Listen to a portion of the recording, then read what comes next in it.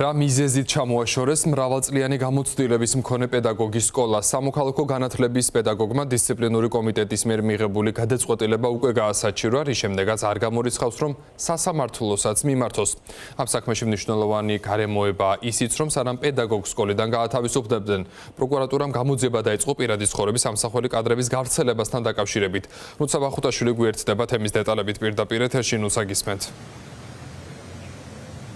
დიახ, გიორგი, მრავალწლიანი გამოცდილების მქონე მასწავლებელი ფოთის ნომერ მე-15 საჯარო სკოლიდან ისე გაათავისუფლეს, რომ მისთვის არანაირი ახსნა განმარტებები არ მიუციათ, მეტიც უთხრეს, რომ დისციპლინური კომიტეტის გადაწყვეტილება იყო საფუძველი მისი გაათავისუფლებისა, თუმცა რაიმე კონკრეტული დოკუმენტაცია, რაც მის გათავისუფლებას და ამ გადაწყვეტილებას საფუძვლად დაედებოდა მასწავლებლისათვის და მისი უფლებადამცველისათვის არ გადაუციათ, მასწავლებელი ამ დრომდე მოითხოვს მათ შორის სააპელაციო საბჭოში გასაჩივრებული გადაწყვეტილებით, რომ კონკრეტული დოკუმენტაცია და საჩივრები, რომელსაც სკოლის ადმინისტრაცია ზეპირ სიტყვიერად ასახელებს, გადაეცეს მასწავლებელს და მის უფლებადამცველს. ბოლო პერიოდში რამდენიმე საჩივარი გაჩნდა მრავალწლიანი გამოცდილების მქონე პედაგოგის სახელზე სკოლაში, როგორც ამას სკოლის ადმინისტრაცია განმარტავს, მოგვიანებით კი დისციპლინურმა კომიტეტმა მიიღო მისი გათავისუფლების გადაწყვეტილება. აქამდე კი არც ერთი საჩივარი ამ მასწავლებლის სახელზე არ ფიქსირდებოდა, რაც კიდევ ერთი საეჭვო გარემოება არის. ეს გადაწყვეტილება მისი სკოლიდან გათავისუფლების შესახებ ემთხვევა იმ პერიოდს, როდესაც ქალაქ ფოთში მასწავლებლის პირადი ცხოვრების ამსახველი კადრები გავრცელდა.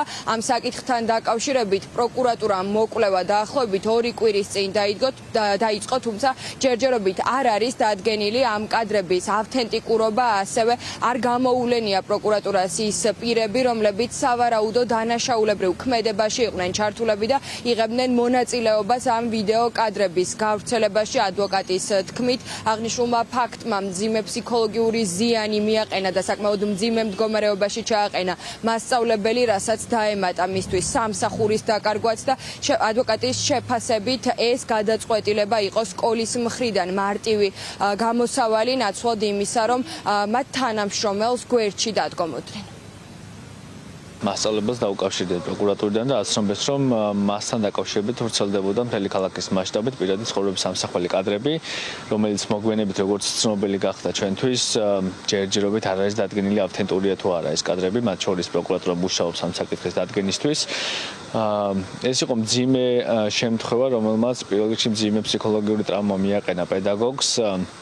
და ამის შემდგომ კიდევ უფრო უარესად განვითარდა მოვლენები, როგორც შეიძლება ყოფილიყო თვითონ სკოლაში, რომელსაც სკოლაშიც ასწავლის. ეს არის მე-15 საჯარო სკოლა ქალაქ ფოთში.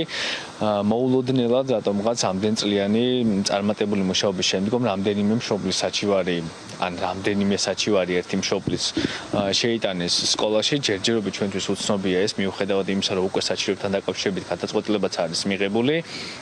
სამწუხაროდ პედაგოგს არ გადასცეს არც ერთი საჩივარი, არ გადასცეს არც ერთი საფუძველი, მათ შორის გონივრულ ვადებში არ განიხილეს ეს საჩივარი და დაჩქარებული წესით რამდენიმე საჩივარი განიხილა დისციპლინურმა კომიტეტმა, ისე რომ პოზიციის დადგენის საშუალებაც არ მიეცა თავად პედაგოგს, დაზარალებულ ადამიანს და მაშინ როცა ალბათ დაზარალებულ პიროვნებას აქვს ყველაზე მეტად სკოლის და პედაგოგების თანადგომის იმედი, მოულოდნელად ის უკანონოდ გაათავისუფლეს სამსახურიდან.